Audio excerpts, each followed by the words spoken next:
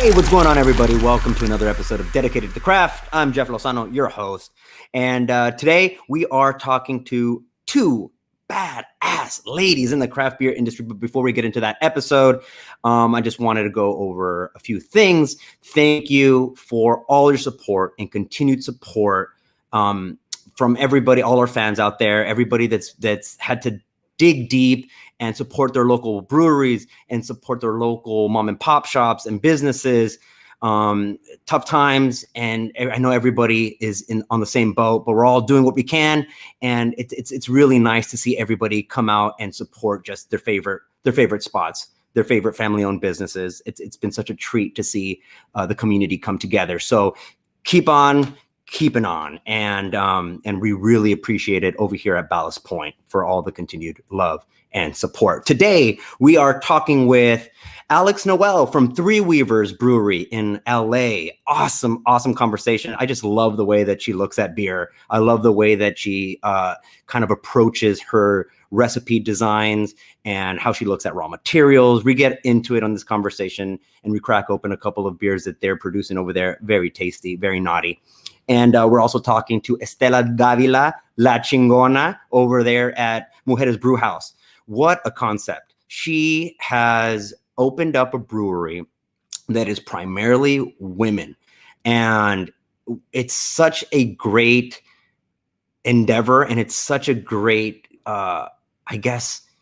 space to be in, because she's really passionate, and she's only bringing in passionate women in beer. She started with a brew club for women, and it's just kind of evolved into this beautiful thing. And they opened up shop. They're brewing out of their space, and we get into that too. So I don't want to talk about it too much. The episode is cool. Me and Kobe crack open a couple of beers, and we talk shop with these lovely ladies. Enjoy. What's up, everybody? How's it going?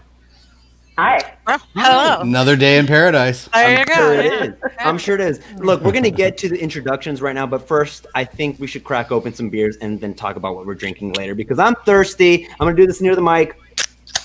Ooh. Sass. I'm already ahead of you. I know. So I bet you are. I bet you Cheers, are. y'all. Hey, Cheers. salud. Boom. Boom. Hey, listen, I'm really excited to talk to you today. This is going to be an exciting episode because there's a lot that I want to know about what you gals are doing.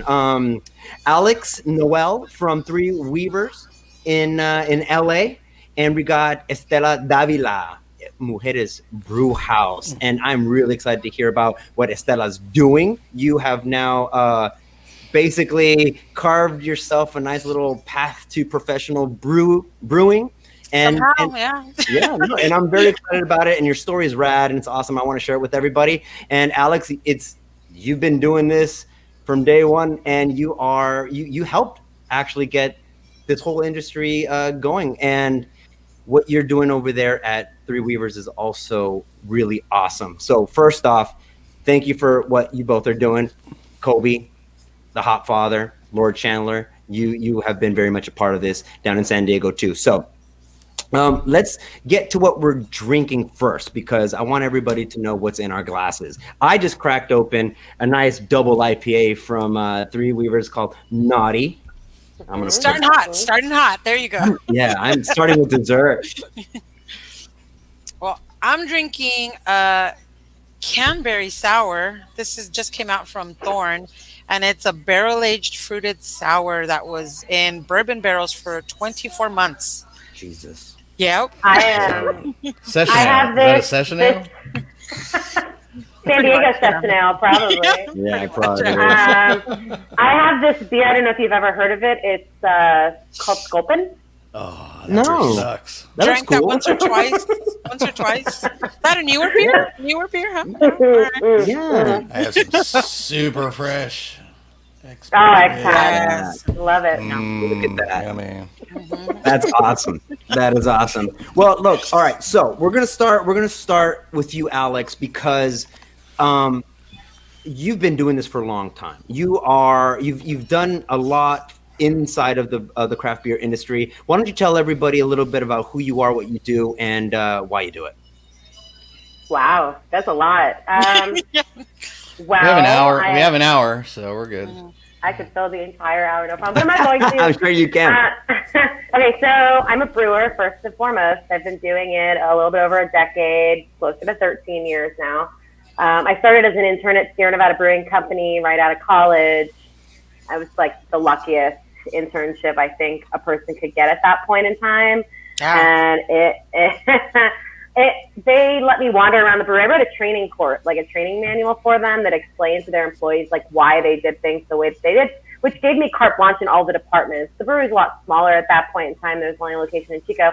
But I basically ran around and I annoyed the heads of every department and asked them, like, why do you do this? Why do you do this? I was given full permission to do it by Ken Grossman. And I learned a lot about really quality of ingredients. My obsession started there because they use the highest quality ingredients, but then also how you treat your employees and then environmental stewardship. So all these things were kind of like rooted in me pretty deep in just a short experience in Chico. But after that, I just started cutting my teeth in production. I knew that's what I wanted to do.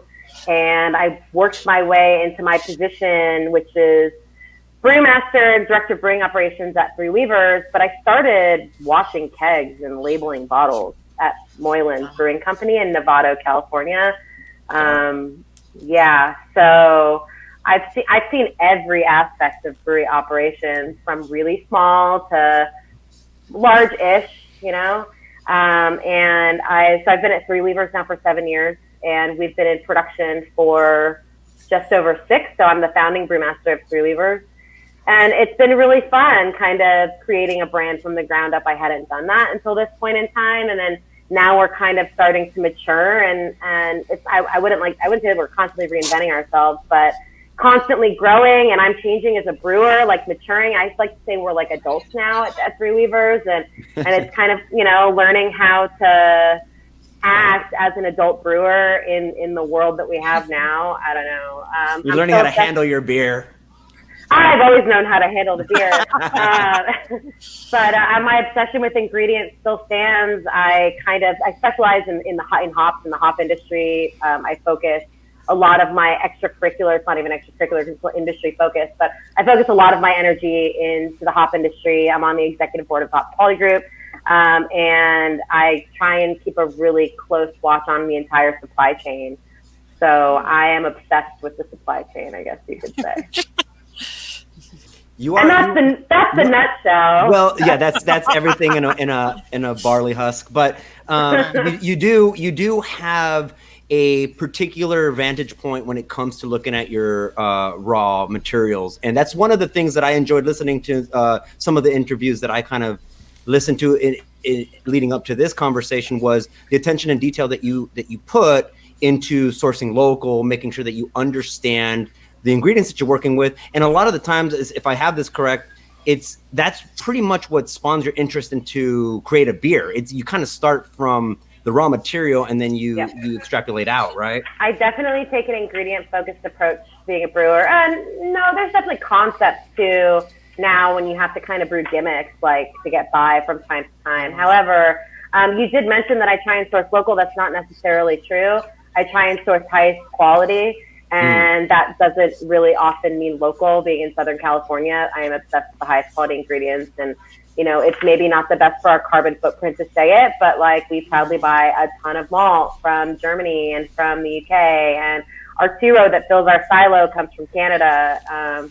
But yeah, we just, I don't know. I do also I like to meet the farmers and the people who grow and the people who malt the ingredients that we use. There's such a deep supply chain involved in like a single pint of beer that a lot of people don't realize. And I like to try and get as deep on that as I possibly can. Well said. Hell yeah. People tend to forget how close we are related to agriculture. Yeah, we are. You know what I mean? We're directly partnering with them year by year, and most of the crops are perennial. You know what I mean? We're dealing with once or twice a year crops that barley has a bad year. Barley. Yep. And then just like the shooting in the dark on contracts on ingredients, and because it not only helps us, it helps the growers or You know, if barley has a bad year, we feel it. There was a ton of fires in Yakima this year. We found smoke taint in some of our hops. Like, but the growers can't control any of these things, right? They spend the entire season caring for this ingredient, and it can all be ruined at the very end, and it's completely out of their control. Right. So you know, minding nature to a degree. Well, Ron Silberstein from Admiral Maltings up in Alameda, he had a very interesting way of putting it, and it really got me thinking of it differently. He goes, "You wouldn't trust a winemaker that has no relationship with a vineyard, or that hasn't stepped foot on a vineyard, or know how the grapes, you know." And when he said that, I started thinking about all the brewers that really don't know where their barley is coming from, or don't know what the process is, or are not too familiar with their providers or the growers. So that's a very good point, and I think that the more of a relationship that you have with the growers and the purveyors of your raw materials, just the better product that you're going to have, that you're going to create. I like to say one thing about that. I always kind of describe, winemakers, the taste of the wine directly coincides with the grapes and how they're grown. Whereas brewers, we do have that agricultural connection, but we get to choose ingredients from all over the world, you know what I mean, to create our liquid. We're not so the wine is made by the guys in the field. The winemaker is just brings out the wine more than anything. But terrible grapes make terrible wine. True. It's just kind of the way it is, So and there's not much they can do about it. Yeah, I always look at brewers as more kind of chefs, where we're able to kind of resource ingredients from everywhere, Right. A lot more with the supply proactive chain the way it is now, especially in the United States. Other continents and other countries aren't so lucky with the quality ingredients that we're able to get our hands on. Yeah, especially when it comes down to hops, right? I think I still believe that as Americans grow the best hops in the world, and we have access to this amazing selection, and many of us are able to go and pick what we want based off of the aroma and how it pertains to our vision of the beer. And it's awesome. I think it's one of the best parts of brewing. Yeah. I agree. And Esthela. Yes, sir. Chica. Yeah. Hi. I know a lot of people listening to this already know who you are. They've heard your beautiful voice on the India beer show and everything. But shout out to that beautiful show that's making beer, blasting beer knowledge into the ether. But you yes. are awesome, and you are awesome for many ways. But one of the things that you're doing right now, one of the things that you're doing right now for the beer industry, as it pertains to an under, a demographic that's not necessarily percentage-wise high in this industry. You're bringing it to the forefront. Why don't you tell everybody what you've been working on and what you're doing? Okay, so I'm Esthela Davila, San Diego native, born and raised here pretty much my whole life. I'm with Mujeres Brew House, and the way that Mujeres Brew House started is we started a club called Mujeres Brew Club, and it was basically to teach and empower women, especially Latinas, about beer, about craft beer, independent craft beer, I should say. And we started this little club. We didn't know how successful it was going to be, and it just became this thing, and got to the point where we had to take it to Los Angeles as well because they kept asking for it up there. And then COVID hit. We were over a year into the club, and every month it's a different topic, different speaker. We invite a different brewery every time. They share their beers. Thank you to Ballast for being one of the guests. And basically we couldn't meet anymore because of COVID, and we were using the space at Border X, and every class was at least 50 women that were there, like religiously every month. And we got to that, like, okay, it's been 3 months. What do we do? How do we figure this out? And there was this space called it, and it was a brewery. It was a turnkey brewery. It's called Alta Brewing, is what it was before. And Carmen, my partner, kind of just said to me, God, we should just take over Alta. And I was like, yeah, because we both are rich. Sure, let's do that. Her husband overheard her, David Favela, who owns Border X, and he said, why don't we talk about that? Let's discuss that. And they were driving up to LA. They talked about it. He called the owner of the building here, because we're in the bread and building, if anybody knows where that is. It used to be the Weber factory years ago, and now it's a converted kind of a collective. But they had this brewery on the very far end.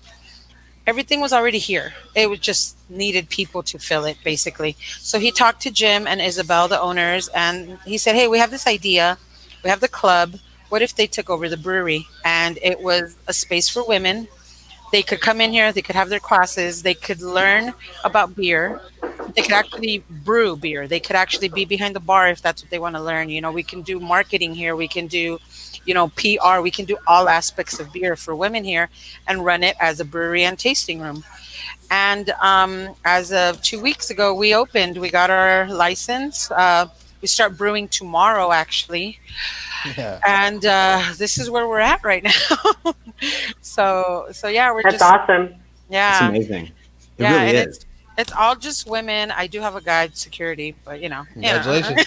Thank you. Well, yeah, congratulations on multiple levels. I mean, this is not just a triumph and a success for women in beer, but this is just a success for, or a nice story for any other industry that is underrepresented by women in this particular in that demographic. And Yeah, I mean, Latinas yeah, and going into brewing, it's been somewhat of a head scratcher for me. Like, why hasn't this existed before? And that's kind of one of the things that I've been curious personally, yeah, and having both of you here as successful women in the craft beer industry. It's something that I've been kind of that question that I've been wanting to have a little bit more information to answer yeah. is like, Alex, for instance, in late 2014, when you started Three Weavers, if I have that year correct. We opened in what 14, yeah. Yeah, right, September. What if it was even a thought, was there any kind of pushback, or was it strange to have a woman be the head brewer in a predominantly male industry? Honestly, for me, no, because I had already kind of forged a pretty solid path for myself working other places. Mm-hmm. So like it was known that I was a brewer and that I'm female. So that it was a thing. There were challenges for sure, and I think we were lucky that most of the brewery was funded by a friend's family and some really kind banks. But I not necessarily locally did it come across. Now when I go to other countries, people are like, "You're not a brewer. That's not possible." But overall, in Southern California and California in general, I'd say because of my reputation, I didn't have a hard time. Now, Lynn Weaver, on the other hand, she had a lot to prove getting Three Weavers started. So she probably had a little bit of she'll never admit to you that there was bias against her, but there definitely was, because she's this fiery, like 5'0" Japanese woman. Yeah. Seriously, if you've ever met her, she is, she's on it all the time. But no, I think if I didn't have the experience that I had going into it, it would have been a lot more difficult. But I had spent many years trying to shed the idea of being a female brewer to just be accepted as a brewer without that pretense of my gender. Yeah. So yeah, okay. So it even though if it wasn't in its extreme, it did. There was like a little veneer of that, right? Where there still is. There's a like, brewer. I'm not a female brewer. I'm a brewer. Yeah. Look at these great things these female brewers are doing, and I'm like, cool. Yeah, that's great. That's really great too. I don't know if we'll ever really get fully past that. No.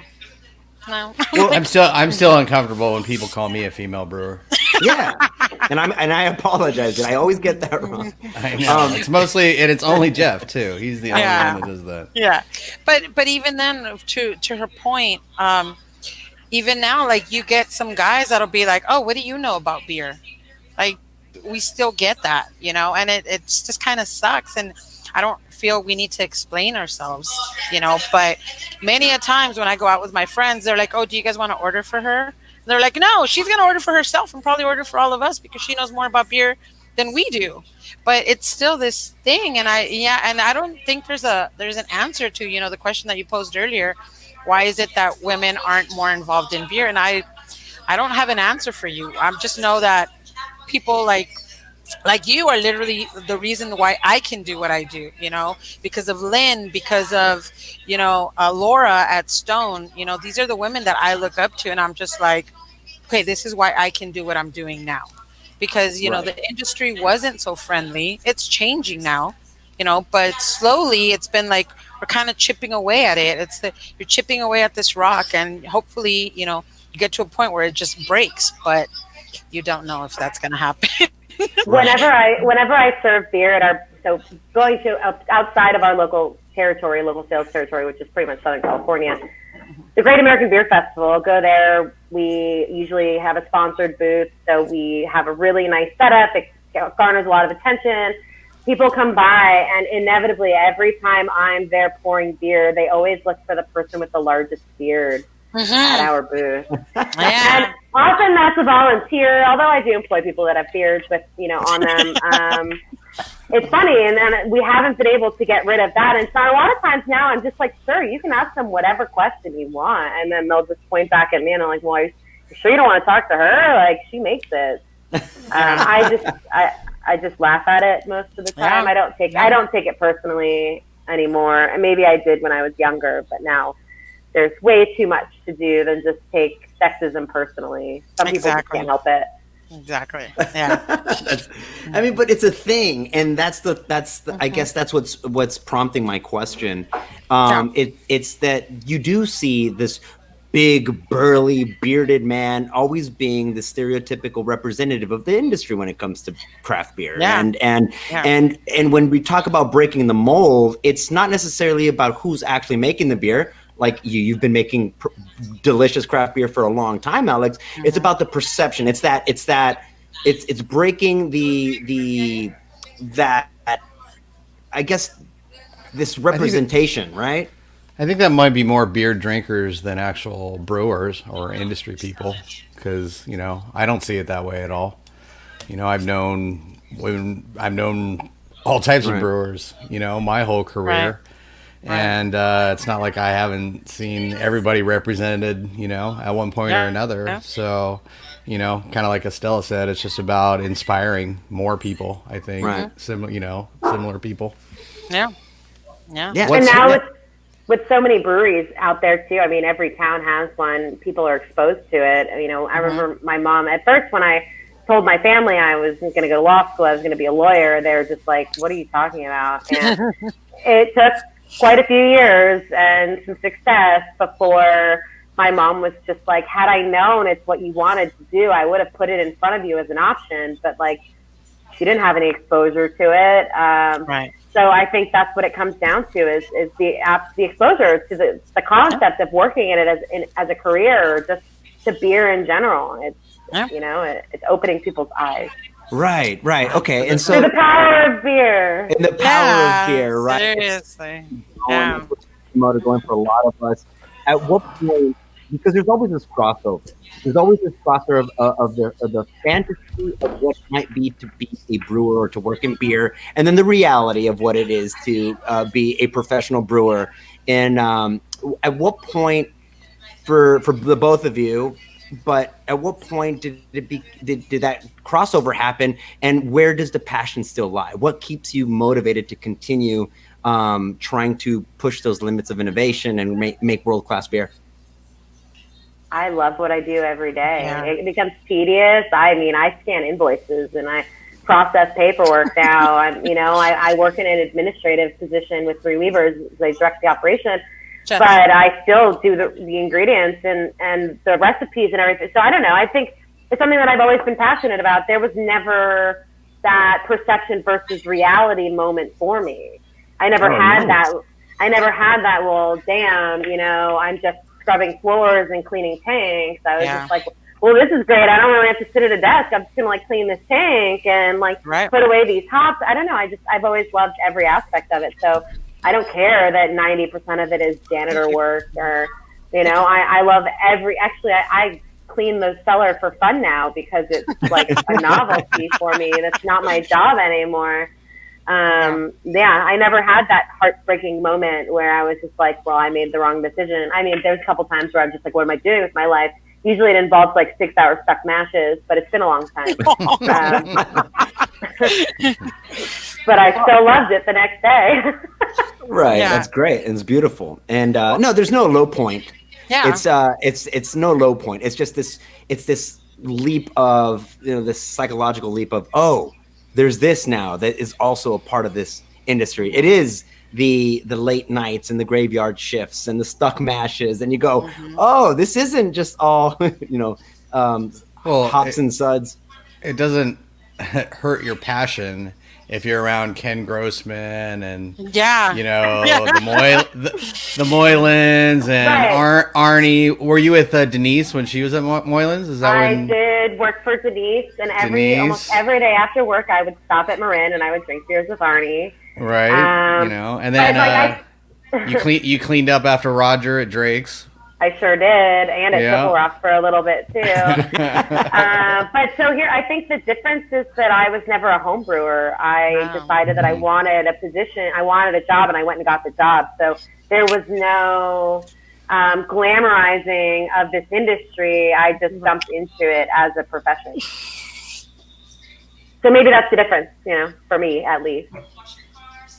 Well, yeah, because you have all walks of life, right? You have people like, for instance, when I started in this industry, it was very much I wanted to be in the beer industry, regardless, come hell or high water, I was going to be in the beer industry. Whether it was going to be a brewer or not, I just wanted to be a part of what I had envisioned being a beautiful industry that I was going to enjoy the fruits of my labor. Now, in the 8 years that I've been in this industry, you meet all walks of life. You meet people back here that just need to make a paycheck. Hey, look, listen, it was low entry. It was low entry, man, and I can clean a keg. It's not what I want to be doing, and it's probably not what I'm going to be doing for the rest of my life, but those guys exist too. So bouncing off of those energies for 8 years for me has been a godsend, because it helped reinforce really in real time why I was doing what I was doing. And so for a lot of people, it's you know what, it isn't that glamorous. And for other people, you go, wow, this is a lot funner than I thought it was going to be. And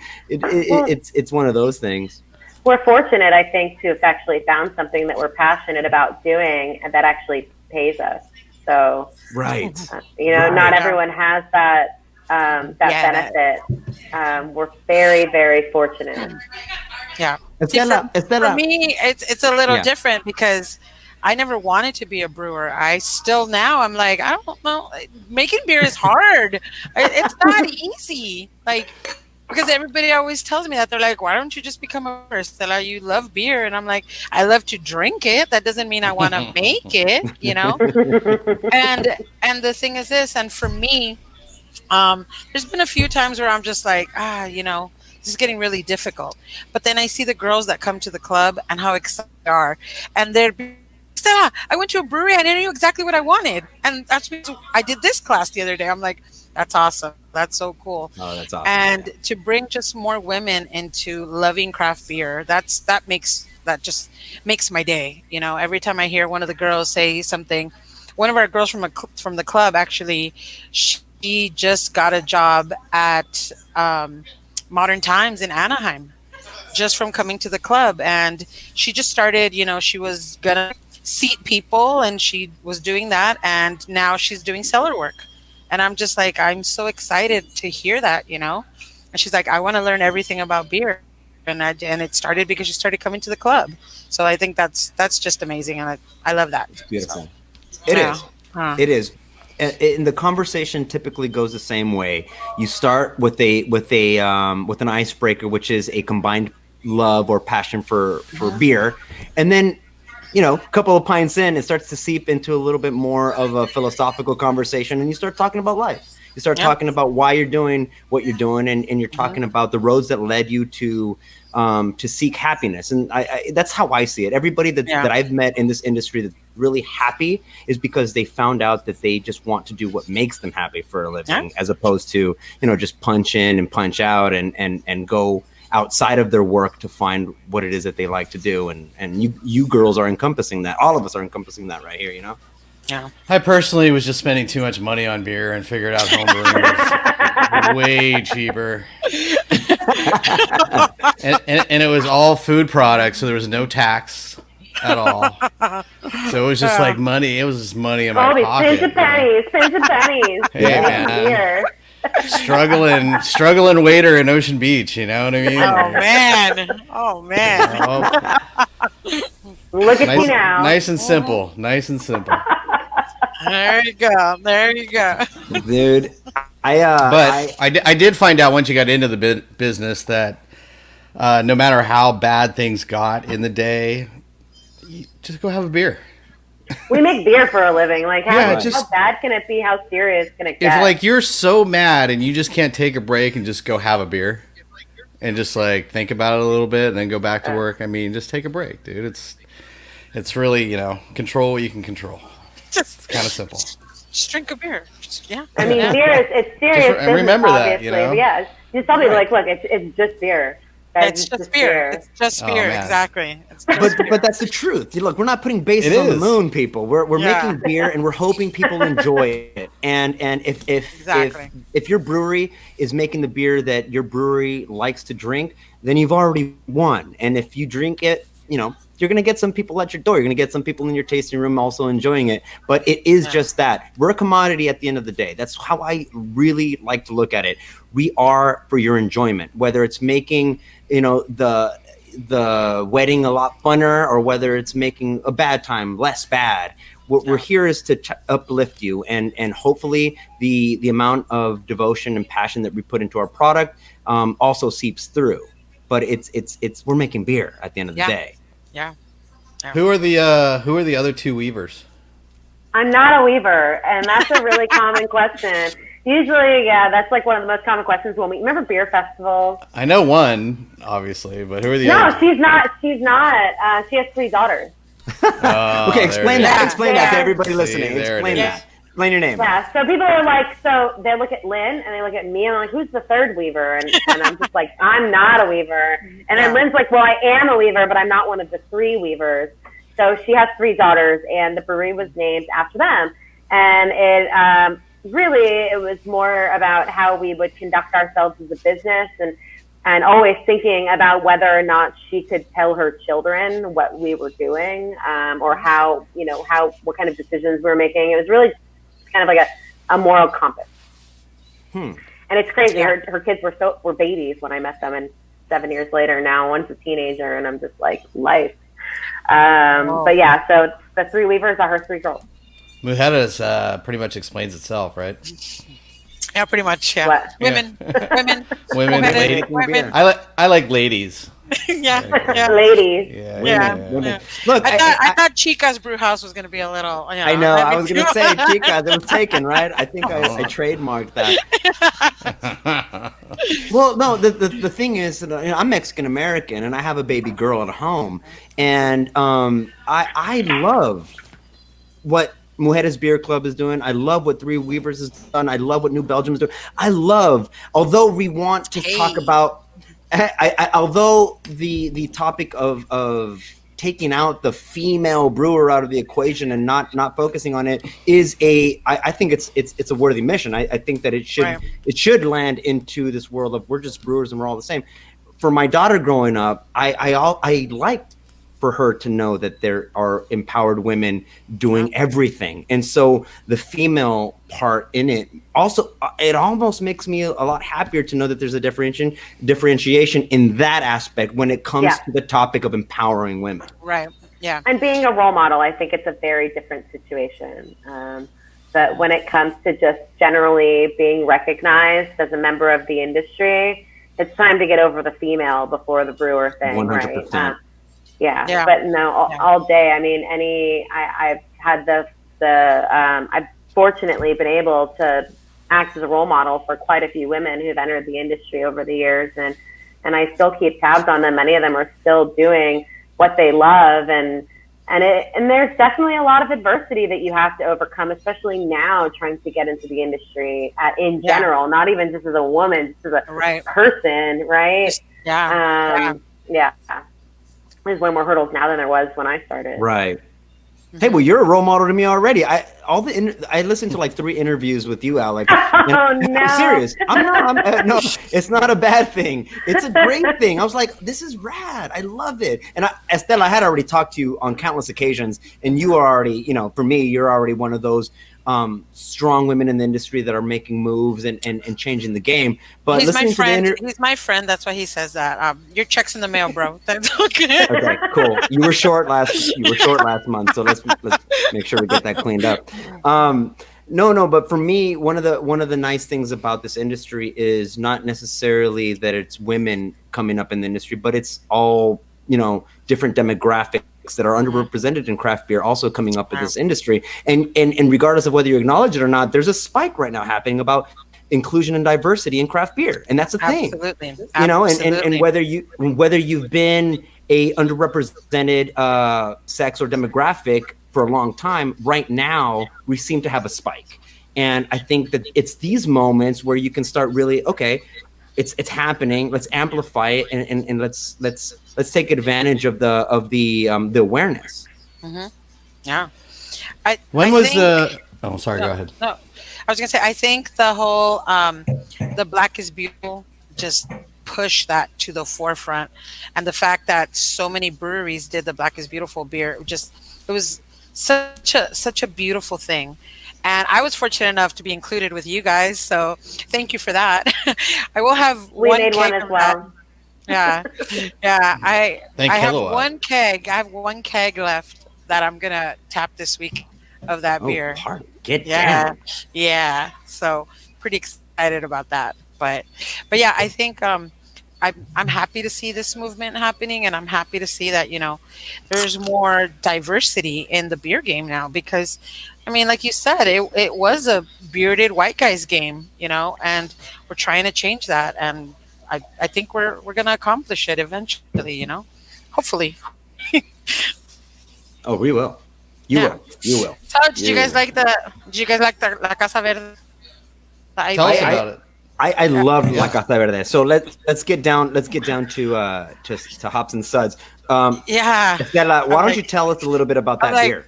I mean, let me pull it up just so I don't have the wrong facts for you guys. But basically, because we didn't have our license yet, we kind of contract brewed with Three Punk Ales, and they're like, "Hey, let's make a beer." Yes, please. So we have something to serve here. So we actually made, it's just a regular, just solid IPA, but we used the 2019 Pink Boots Hop Blend in it. So that has Laurel, Glacier, Mosaic, Simcoe, and Sabro. And I think it came out phenomenal. And I was just really, really excited that, It's really good. Three Punks was like, hey, cool, let's do this beer. So yeah, you can get that here now. And I named it La Casa Verde because that's what we call my parents' house. And so, In the yeah, greenhouse? Do they grow? Do greenhouse. they grow a lot of plants and stuff? Like My mom is like the plant lady, but the house is just green. And in my family, it's known as La Casa Verde. You wouldn't say I'm going to my tia's house. You'd say, oh, voy a La Casa Verde. That's for some reason. That's awesome. That's just what we call it, which is funny because La Casa Verde is a block away from here. I literally grew up. You got to keep it close. La Raza, keep it close. That's awesome. Very Well, it's really close, delicious. very close. It's Thank very you. delicious. Thank you. Yeah, pretty proud of this beer. So, yeah. Yeah, no, So, it is good. One of the reasons I wanted both you guys to come on, and thank you for that, is, just I feel like I kind of came late to the second generation of brewers. I was kind of like Arnie and Denise and all those guys. I looked up to all those guys. So I was a little bit late to the game, even though it was decades ago. And, basically Esthela just being new to the game. I feel like Alex, you were, 10 years after me basically, but still kind of part of that second generation in a lot of ways, You're in that circle. I mean, I wanted you guys to not only just meet because, I just want you, one of my favorite things is sharing, whether it's a beer or information. Yeah. But, just kind of, I love the industry. I love the way that people kind of help each other out and the introductions I've gotten. Do you remember where we met, Alex? Oh, no, Pressure. you should have prompted for that one. Here, just look through your glass and then you'll remember. No, it was when was the CBC in San Fran? What year was Was that? it? Yeah. That was in 2010. I have no idea. They all blend together. 2011. Did we meet at like Toronado? Wasn't it at it was at the Dogfish Head event. Oh my god, yeah. I knew down by like City, down by City Beer, kind of in that area. No brewer would ever blame you for not remembering anything. No, about I a know festival, that. Like, by I the way. felt San Francisco, and also The Beer Wench was there. And Yeah. like, you were hanging out with her a bunch. And, yeah, she's but one of my neighbors. I mean, that's those introductions, turn into lifelong friendships and hanging out at Mammoth and drinking tons of Pilsner. Is that what we were drinking that day? You brought your Pilsner? So delicious, Sure did. man. I love your love of Pilsners and Kolsch's and things like that. Can you give me that beer? We kind of know what your styles are. Esthela, what do you plan? What are your first 5 beers going to be? So we're starting off with, basically we call them Las Básicas. We're going to be just basic pale ale, blonde, IPA, and a stout. Those are going to be our first ones. Then we're going to get into the fun stuff. But I don't think we want to focus on a particular style. We kind of want to do a little bit of everything. And sky's kind of the limit for us. We're going to do a lot of flavored beers. We are going to do that. We're trying to do like en horchata, a mazapan, very Latin flavors. I'll say that. so yeah, It's always good to have a rent payer. Yeah. So we're kind just, of that one that you kind of make more than once. And we have a strawberry beer that we made at actually one of our first beers that we made. When the girls finished the 6-month series, the very first set of classes, we made a Oaxacan inspired beer, and it had pasilla chiles and tunas, prickly pear in it. Nice. And it was delicious, and everybody's like, when are you guys gonna bring that beer back? And I'm like, we just literally made that for the class, but I think we'll eventually make that here for the classes too. So yeah. Can't go wrong. People are asking for it. It's always a good easy sell. Yeah. What about you were talking about hops earlier, Alex? What's your advice for Esthela, who doesn't have deep hop contracts at this point and is spot buying, which I think is just a roll of the dice for the most part. Yeah. Sorry, Rick, you got to edit that out.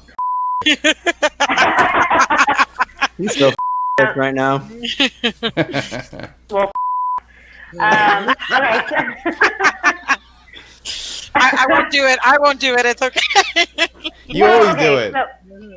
So, spot buying is just you want to talk about shooting in the dark. Obviously, the hops are always good, but you might get super late harvest, and you don't like your hops to be super dank, or my best advice is just to keep building your relationships with people who do have buying power within the industry. Yeah. Because you can call me anytime you want for hops. You could probably call Ballast Point, and know that, one, we probably have a little bit of excess to help you out, and two, the hops have been selected for the highest quality. Right.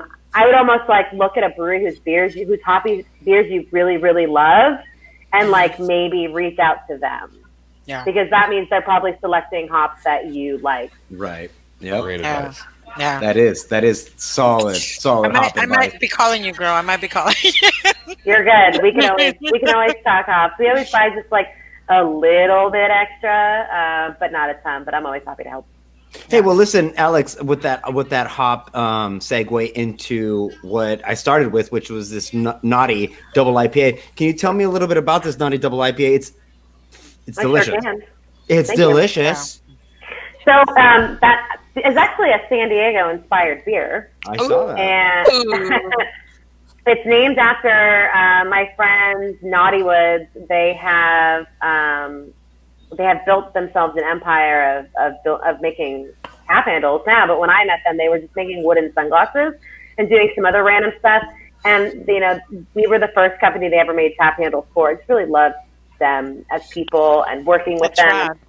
And so their favorite beer, they called it a San Diego session beer, and it was double IPA.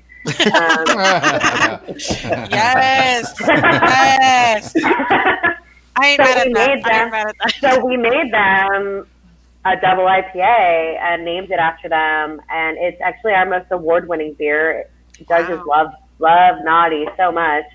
But it's pretty dry, right? It's deceptive for being 8.6%. It's not moisture stripping dry, though. It's dry, but it's not like... No, I think it's hard to get stripping dry when your beer is that strong. It's got a 20% rye in the grist, so that there's no crystal malt added to it. But I really wanted to set it apart from just every other pale malt hoppy beer in the world because there are so many of those. Mm-hmm. So we put the 20% rye in there for a little bit of extra oomph, where you're just like, okay, there's some extra malt character to it, but it's not crystal, right? And then we just blasted it with hops. So it's Simcoe, Mosaic, Equinaut, and Chinook. Nice. I still use Chinook in my beer. I love Chinook. I think it's one of the most... Me too. These beers so underappreciated. The growers aren't even picking it at the right time anymore. Like, I could go on and on about Chinook, but I won't. Yeah. But it's about 3.5 pounds per barrel in the dry hop. But it just creates this really nice, slightly boozy in the finish, but you get a ton of passion fruit, mango, guava, all those tropical high notes, a little bit of that West Coast style of dankness in the finish, which I think is attributed to the Equinaut in it. But other than that, it's a totally crushable, sessionable double IPA. I love it. It doesn't sell very well, unfortunately, but I do as much as I can to keep it around permanently because we have brewers that, like, their shift beer at their end of their shift is a Naughty. Oh, bang for your pint. Bang for your pint. There you go. I mean, they can drink as much. We don't have any rules about stuff like that after their shifts. They can drink as much as they want, but they choose to go to that every time. And I don't know. I love that beer so much. We've been making it since the beginning, and it's hard to let go of things you love. Have you done any work on picking up IBUs by dry hopping more than 2 pounds per barrel? We haven't done any of our own work on it. Our lab is pretty small and not so mighty. But yeah, I'm going to bet that there's quite a bit in there. It's got a really small upfront bitterness hop to it.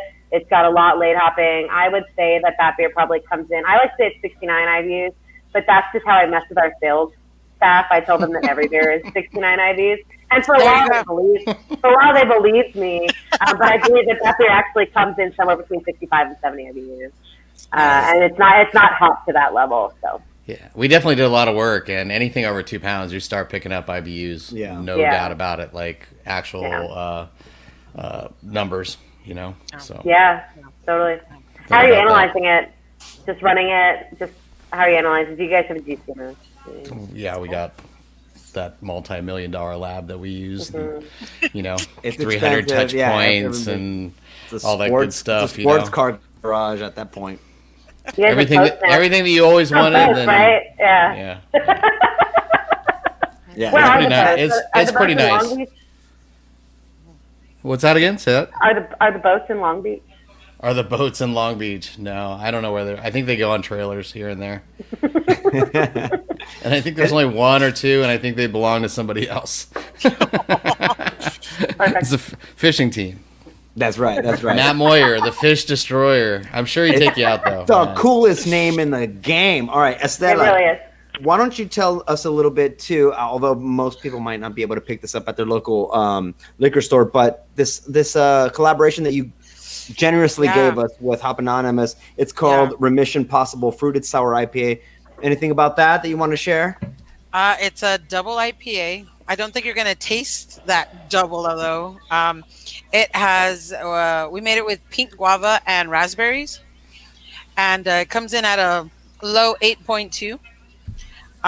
This is a scary good beer, and like we're really happy about this beer because we brewed this with Hunter. He's the brewer over at Hopnonymous, and the reason it's called Remission Possible, it's because we did it for breast cancer, and he brewed this beer. We were there with his mom, who was a 27-year cancer survivor, and that's why we named it Remission Possible. And proceeds of this beer go to Angela from Fall, who was diagnosed with breast Yeah, cancer. yeah. Yeah, Oh, yes. yeah. That's so awesome. Yeah, so a portion of this is gonna go to her. And it just came out so good, and we ran out of it, but I was able to get one more keg, so we will have it this weekend. So yeah, That's great. but, That's great. yeah, yeah. Mm. Alex, yeah, go ahead, Colby. No, when was the first time you ran into Ballast Point beer? The first time I ran into Ballast Point beer, Yeah. Ran into you. Because I mean, we were up in the Bay Area, for a long time. it was beer we revolution. we went through worked like at- 4 different distributors. I was first a door person and then a bartender at Beer Revolution. Oh So yeah. I'm gonna say it was when I was working at Beer Revolution while working at Moylan's and at Drake. Nice. Actually, Wow. definitely, because Rebecca put everything on tap, and we always had a ton of Ballast Point beers. And I remember for like the anniversaries, there'd be like 13 on tap. There'd be like every Victory at Sea variant that ever existed, and Yes. so it had to have been at Beer Revolution drinking Sculpin like it And, was my job. Hey Jeff, what was the date on that can of Naughty that you were drinking? Oh, it was like 1021. It was like Oh. right off the. And you bought that where in you bought it in, just to let people know that how fresh the beer is coming from Three Weavers. And you walked into a store and you bought it and it was that fresh. Like that's By amazing, the way, right? the owner of that store, when I asked him for the 3 years, he's like, "Oh, we got that, and it's fresh." And I was like, "Okay." And then I dropped your name, Alex, and he was like, "Yeah, hell yeah." We get her stuff fresh. So it's a good sign. It's a good mojo. Yeah, yeah. And it's very delicious. It's very delicious. Yeah. One of the things that I kind of already know from Mujeres Brew Club and Mujeres Brew House because of the conversations that we've had and the energy and passion that you're putting into all the ladies that are participating in this. But I was reading the mission statements of Three Weavers, and I was like, yes, this is like, it got me pumped. I went to your website, and on the About Us page, it's just your mission statements. And all of them are kind of self-explanatory, and they're all about the passion towards camaraderie, the passion towards the product, the quality of your product, and stuff like that. And one of the things that I always like to have somebody that's representing their company or their brand talk about is the culture that they encompass and that they feed. At Three Weavers, it sounds like everyone's having a really good time. You talk about Three Weavers like you're having the time of your life. And can you tell us a little bit about the culture there? Yeah, I mean, 2020 culture is a little bit different than previous year's cultures for sure. Right. But I can kind of we'll talk about both because they're both very positive, I think. Yeah, please. But Three Weavers is always built on a very familial base. We look at each other as family, and you treat each other with respect in a way that we treat the people with respect, we treat our customers with respect, we treat the industry with respect, and we treat our beer with respect. So it's basically the golden rule in a lot of ways, how we would want to be treated ourselves, but then a lot of times it's also paying the concept of respect forward without expecting it in return, and leading by example in a way that, one, if you look at Lynn, she would be proud of showing to her daughters, but for me, it's just kind of who I am as a human being. We can make things better through beer and through our operation. We do it quiet. We do a lot of nonprofit outreach as well, but we do it quietly just because it's who we are as people. If you want to look at 2020 culture, which we know it's been an interesting year, we are now a safe space for our employees. I was fortunate that we did not have to let anyone go in the brewery. They all have their jobs. They all have full health benefits. So we have their back. If anything were ever to happen, they wouldn't lose out on pay. It's just become this really safe space for people to go to, almost as an escape from the world. It's their job, but they're also very passionate about it. So I'm really fortunate that our culture has been able to hold pretty strong despite what weird of a year we've had. Yeah. And I'm very proud. We work really hard to ensure that our culture is positive all the time. Yeah. And let me say this really quick. I was fortunate enough to hear Lynn speak at CCBA in Long Beach for the Pink Boots panel. And she is just so inspiring, and she makes you want to just like charge through a wall and be like, yeah, I can do this, you know. And I was just so happy to hear her speak, and yeah, I was like, I love everything about you guys. Yeah, I'm a fan. Thank you. Thank you. Well, Esthela, as an emerging icon in San Diego, what are you gonna push into the San Diego beer culture? Like, what do you want to enhance, make better? Just Honestly, this might sound a little selfish, but I want to see more people like me at a brewery. I don't see a lot of Hispanics when I go to breweries. Everything but, so for me, it's always been a thing where I'm just like, I've been around beer my life. One of the first beers I drank was a Carta Blanca, because my uncle worked for Carta Blanca for 32 years, and that's how I got my start in beer. I was a young kid putting beer cans into paper bags for customers because once he retired from Carta Blanca, he had a little store. And I was helping, supposedly I was getting in his way is what I was doing. But, to me, I was helping. But honestly, I would love to see just a more inclusive just industry, and I think we can slowly accomplish that. And from the clientele that I see here, it's getting there, like now I can tell you the majority of the people that are here are all Hispanic, and that makes me so happy because according to most people, we don't know craft beer, so that's what I'm hoping to see a change in, and that's what I say. I know it's selfish, but I would like that. So yeah, it's not selfish. It's not. It's not at all. I think it's a good personal mission statement, right? Yeah, absolutely. I love it. I love hearing that. I love both of your stories, and the reason why I think a lot of people are going to resonate with your individual separate journeys is because everyone's on that journey. Everyone's on that journey to just try to make something better, trying to make something a little bit more inclusive, trying to make their respective culture or race or demographic a part of the conversation. And when it comes to craft beer, the one thing that culturally worldwide is an adhesive, there shouldn't be a fine line of separation. There should be all of these stories about different people from different walks of life coming together and enjoying a pint at the table, right? That's why people like beer. That's why I like it, at least, and I'm sure that's why you guys like it. So thank you for all that hard work and sharing those stories, because it is empowering. It was empowering to me. It was empowering to you guys coming into the you gals coming into the industry, and it's going to continue to be empowering for anybody else. Okay. Just to lighten it up a little, I said words out of my mouth that I really haven't said very often, maybe never, tonight at the bar at Ballast Point, Miramar, when I went in to pick up some great beers that we're drinking this evening. I kind of prefaced it this way, and everybody's looking at me like something really heavy is gonna hit, and I'm like, Jesus. I would like a crowler of Watermelon Dorado.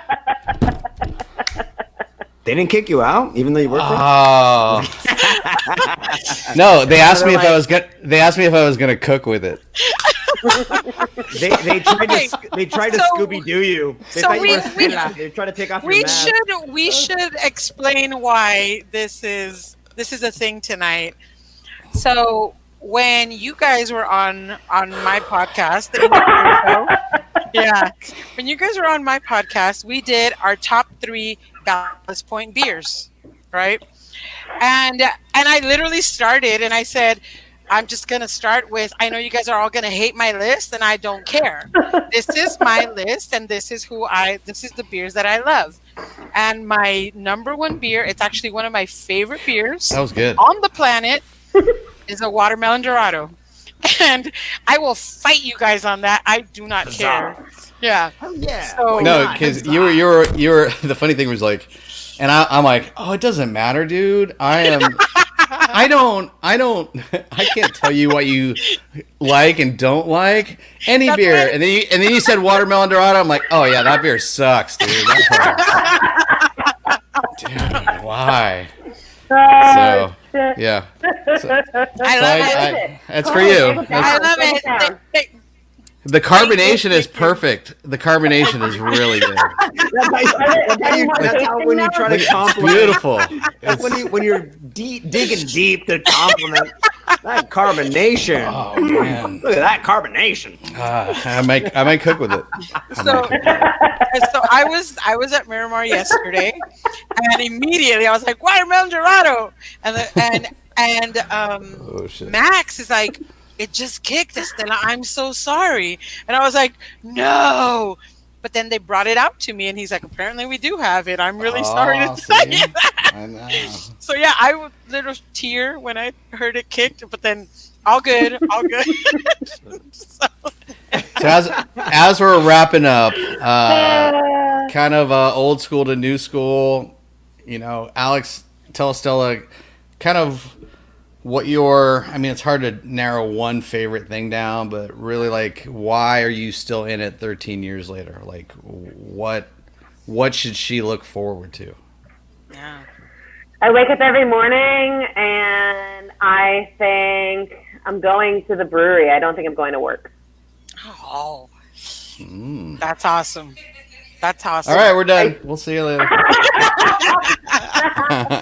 I still don't say I'm going to work. Like I talk to anyone, I'm going to the brewery, or I'm at the brewery. I'm not at work. I'm at the brewery. And You know what I though? think That's funny. That's funny you say that because I say the same thing. Like, Yeah. like I was at my parents' house and I was like, yeah, I gotta go to the brewery, and they're like, are you working? And I'm like, no, I'm just gonna go do a podcast real quick. So I'm going to the brewery. Just Yeah. keep that feeling. Keep that Yeah. feeling. You know, That's there's power in that. Thank you, Alex. Yeah. Those are wise words. One of the rules that I had when I first started in this industry was you all know more than I do that when you tell anybody what you do for a living, they have, oh, you work for a brewery, especially if they know that brewery and love that brewery. It's like, oh my God, you must be having the best time of your life. It must be everything. It must be everything. And I could comfortably answer yes. When anybody would say, what do you do for a living? I work for a brewery. Oh, it must be the best job in the world. I would say, you know what? Yeah, it is.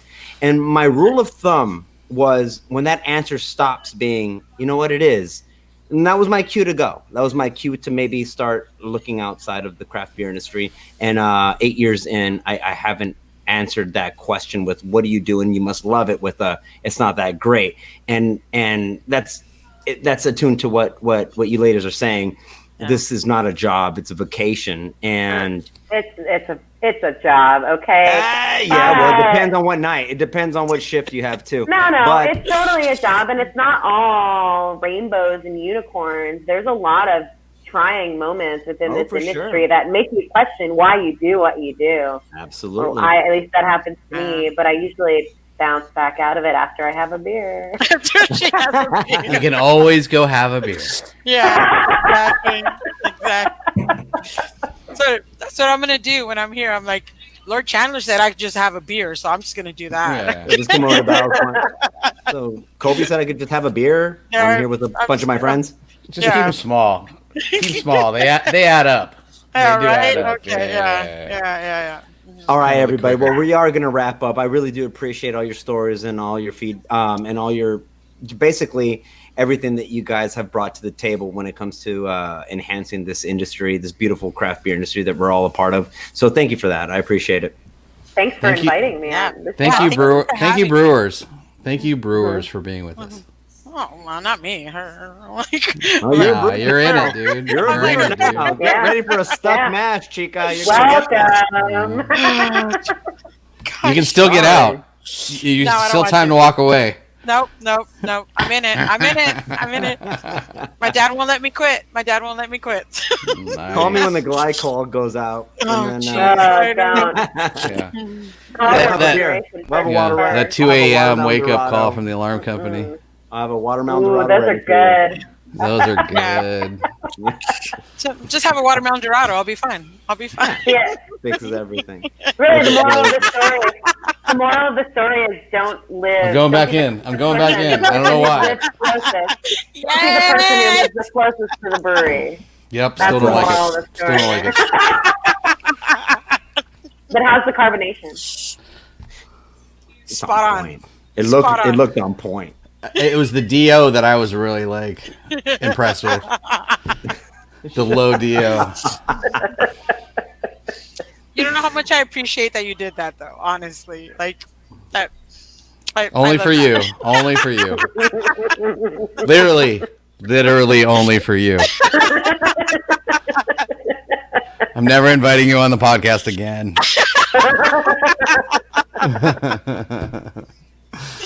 All right, Oh, everybody. yeah. Well, cheers. Thanks, guys. Cheers to y'all. That was good. I Cheers, hope to guys. visit your tasting rooms very soon.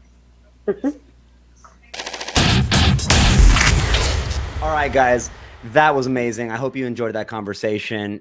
Be sure to like, subscribe, and share the rest of our episodes on Ballast Point's YouTube page, channel, whatever. You can follow us on ballastpoint.com, Instagram, Facebook, all that jam. I'll see you next time, and thanks for tuning in.